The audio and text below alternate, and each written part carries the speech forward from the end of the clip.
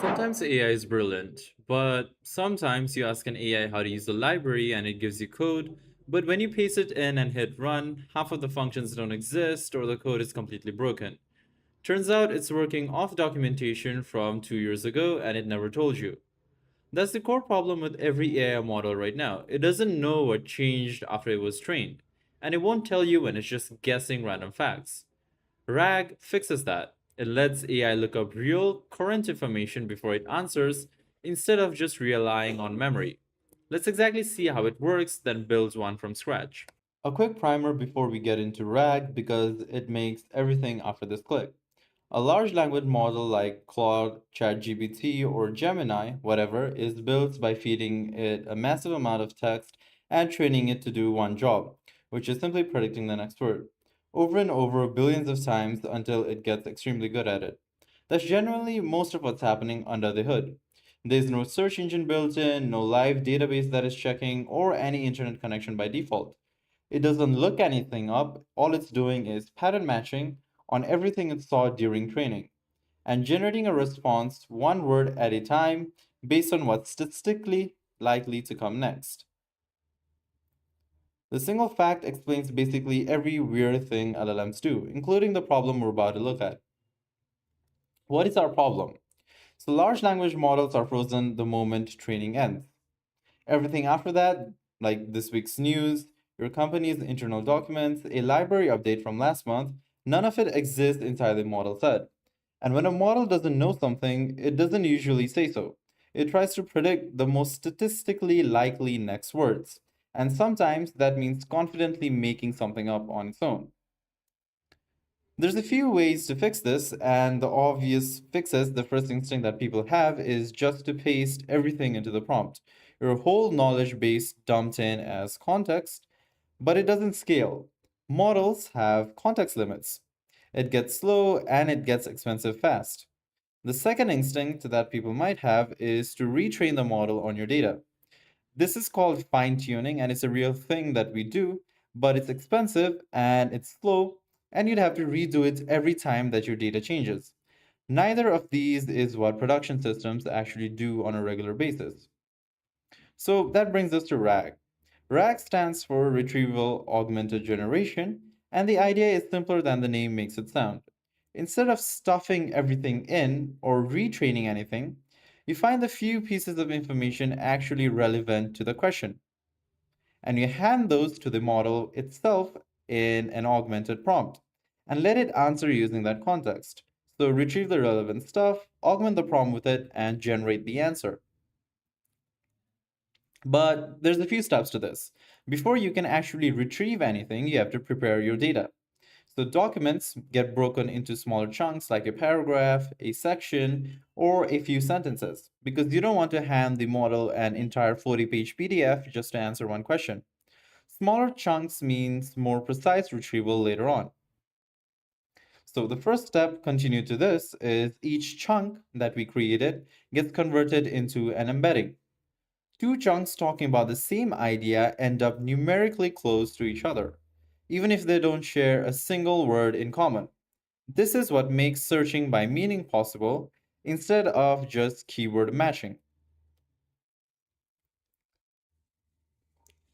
When a user asks a question, that question also gets converted into an embedding by the exact same process. Then the system that we have compares that question's embedding against every stored chunk that we have and pulls back the ones that are numerically closest to each other, which remember, in this case means closest in meaning and not by keywords.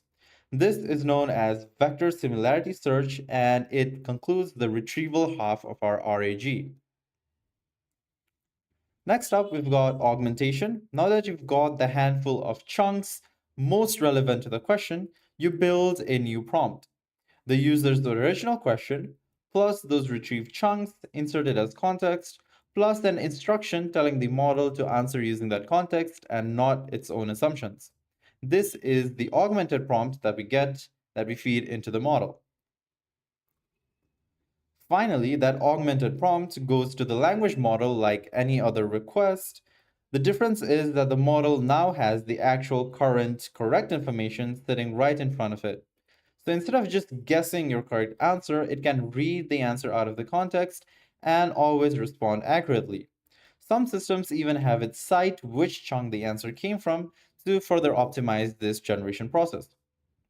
So to put it all together, you chunk your data, you embed it, and then you store it. When a question comes in, embed the question, search for the closest chunks, stuff them into the prompt, and generate the answer. That's RAG end to end.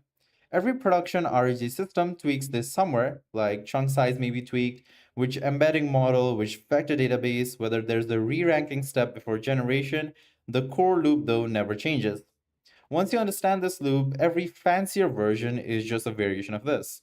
Okay, let's stop talking about it and actually build one. Small scale, but the real pipeline with chunking, embeddings, similarity search, all of it. And the whole thing runs locally on my own machine for free. Here's the setup. A small folder of documents I want a chatbot to actually understand.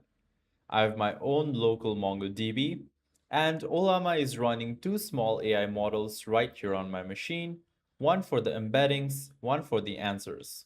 I'm not using any API keys or any cloud so that the whole process is free. The first script is doing the prep work. It reads every document, splits it into chunks, and turns each chunk into an embedding using the local model, and stores the chunk and its embedding together in MongoDB. Taking a look at what actually landed in the database, here's one chunk, that's the original text, and this right here, long list of numbers, that's the embedding. That's what the meaning of that sentence looks like to a computer. It's just a bunch of numbers. Now, the actual question. It gets turned into an embedding the exact same way the documents were. Then we compare it against every stored chunk and pull back the ones whose meaning is the closest. Not keyword matches, meaning matches. These three came back, and look, the top one is exactly the chunk that answers our question. Those chunks get folded into a new prompt along with the original question and one instruction. Answer using only this context. That goes to the model, and here's the result. Grounded, specific, correct. 1,000 requests per minute straight from our own documentations. Now, watch what happens with the exact same question and no retrieval at all, just the raw model. It has no idea. I know we're using a niche example in this video, but it just doesn't miss the number. It invents a completely different company. That gap right there is the entire reason that RAG exists. And that's the whole pipeline. Chunk, embed, store, retrieve, answer in about less than 100 lines of code, much less, running entirely on my own machine. The full repo is linked below if you want to run it up against your own documents, and I'll see you in the next one.